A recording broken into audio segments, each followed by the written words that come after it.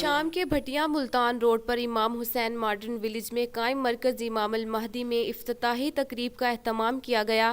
کربلا معلّہ سے آئے وفد نے جامعہ مسجد زہرا طلبہ و طالبات کے لیے دینی و دنیاوی تعلیم کے لیے قائم حوزہ علمیہ جامعۃ المہدی اور جامعہ حضرت آمنہ سمیت میڈیکل کلینک کا بھی افتتاح کیا۔ حرم امام حسین کے امام جمعہ حرم مولا عباس اور مولا علی کے متولی علماء کرام نے پاکستان کی سلامتی کے لیے دعا کی اور اتحاد امت پر زور دیا۔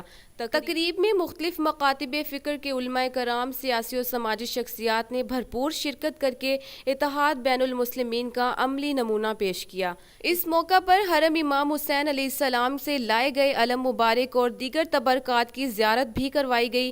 تقریب کے اختتام پر مرکز امام المہدی کے محتمم اعلیٰ سید حسنین رضا موسوی مہمانوں کا شکریہ ادا کرتے ہوئے آپ دیدہ ہو گئے۔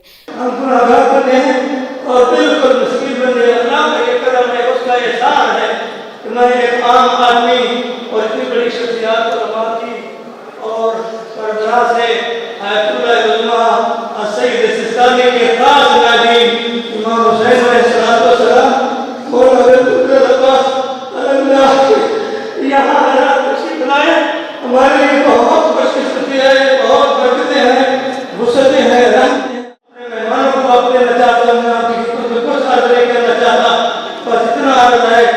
یہ مرکز امام علیہ السلام کا مرکز ہے، ہم رہیں یا نہ رہیں یہ رہے گا انشاءاللہ، اور امام علیہ السلام خود آ کر اس کی سرپرستی فرمائیں گے، خود اس کو جس طریقے سے وہ چاہیں گے اس کو آگے بڑھائیں گے انشاءاللہ۔ ان کا کہنا تھا کہ حرم امام حسین علیہ السلام سے تشریف لائے مہمان ہمارے لیے باعث افتخار ہیں۔